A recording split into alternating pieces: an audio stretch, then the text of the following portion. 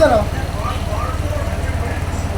Yung RPM nyo po dapat sa unang start po sa warm up niyan from 2000 RPM mga 2 seconds bago siya bumaba ng 1.6 to 1.5 RPM. So sa kanya matagal.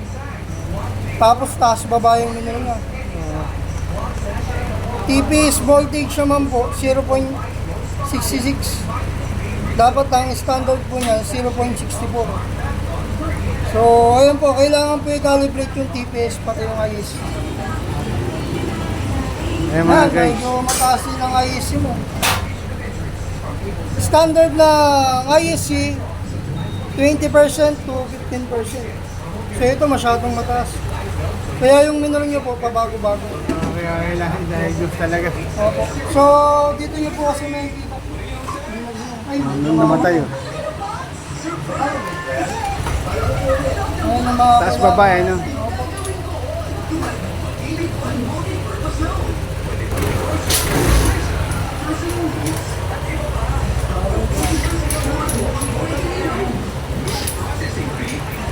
Tapos yung sa tawag dyan, sa vibration naman po, sa atak na motor na po, sa panggilid naman po. Pero ito po, malayo sa service po namin yung gagawin po namin. So kailangan po i-calibrate, babalik sa dating standard yung TPS. Okay. Ngayon lang naman, kaya panggilid. Pero i-split natin mamaya kung ano mga kailangan.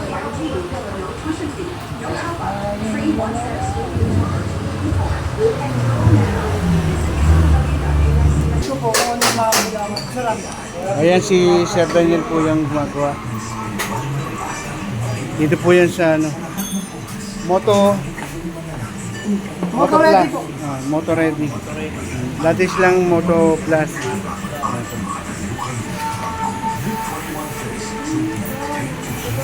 Yung mga magpapagawa dyan, computerized po sila. Yung mga EPI nyo, CBT. Ayan. Dito na po sa Launglaan.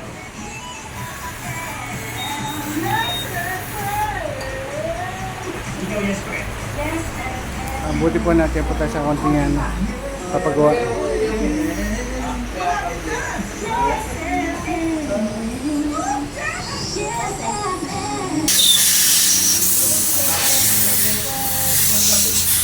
Dati sa ibang siya po nagpapagawa, hindi ko nagustuhan. Hindi ko nababanggitin yung pangalan. Na-vlog ko na rin yun. Medyo nadagdagan din yung ano nila.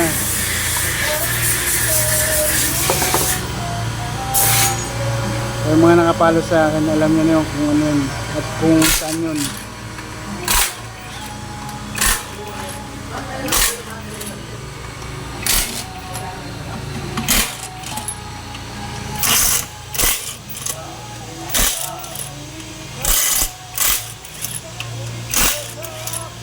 Biglaan lang pero kung hindi biglaan talaga lang yung GoPro ko.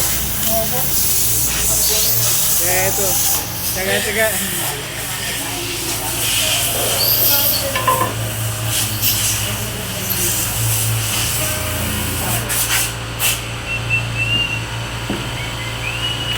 Tignan mo rin sir kung pang regroup na yung ano ko. Stock pa yung mga panggilid ko.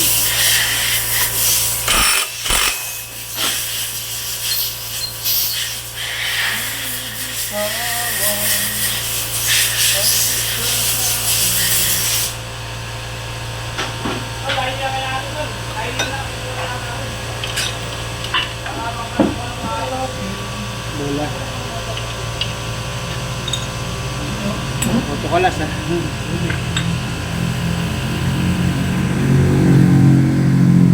Bible niya sir. Okay pa po ito sir, Bible niyo po. Okay pa.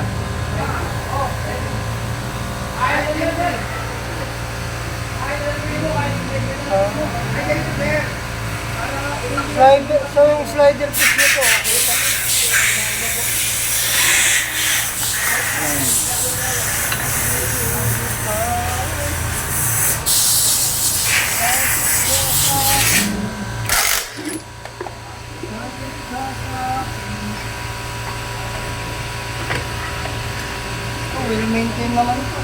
Oh. Check pen. So ito sir, yung balik ko po nakaputol na po ito. Okay pa. So, ang ano yun sir, yung hindi nyo na po pwede ibiyay ng malayuan po. Ang lifespan naman sir ng mga belt natin sir, every 20,000 to 25,000 kilometers bago magpalit. Pero conforme sa paggamit, kapag hataw ka sa biyahe, 20,000 palit ka na. Ano yung may stock kayo yun? Meron po, kompleto ka na rin. So kapag malayo ang biyahe, hindi na pwede. Basta magkano ang ano, ang reflecting? Hindi ko po alam sir kung magkano. Sila kasi yung nagpe-pressure. Iba yun sa ano. Pamalit na ba yan o ano? Ano yan sir, medyo 50-50 ka dyan sir. Hindi, pang city driving lang naman ako. Hindi mo ba ibabiyahe sa ng malayo? Hindi pa. Pagbabiyahe ko yan, kaya papalit. Bago mo ibiyahe ng malayuan, papalitan mo na yan. Pero, pa-canvas ko na rin kung magkano. Opo. Para kung kaya ng budget eh. Para naka-safety lang. Opo.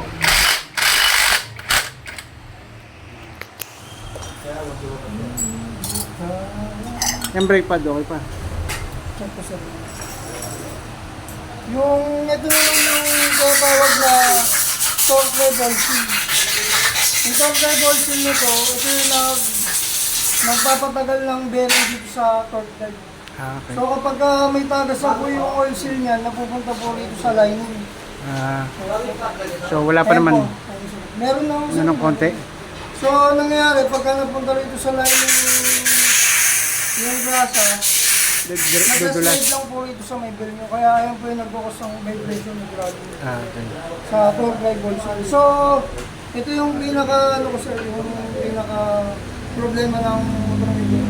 Torque level seal saka bell. Sige. Tapos yung cost naman po ng pabago-bago po yung minor, sa IEC po yung pati sa TPS. So yung spark plug, stock pa to sa ano? Stock pa, lahat yan. So ililista ko po yung mga kailangan sir. Okay. Ha? Sige, May sige. idea rin po kayo. So check natin yung brake pad.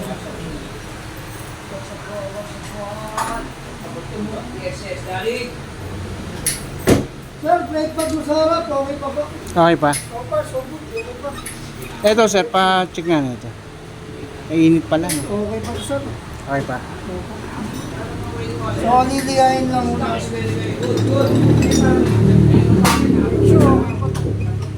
Dito nyo naman maalaman sir kung okay pa yung brake shoe. Ito may gumalaw na nito eh. Meron. Pina-adjust ko kasi. Ang lakas eh. Pero dito, Kita mo, sagad. oh, medyo sagad na ako. Hindi, pina-atras ko.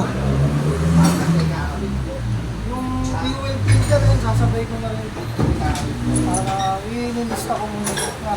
Sige. Pause ko muna ha.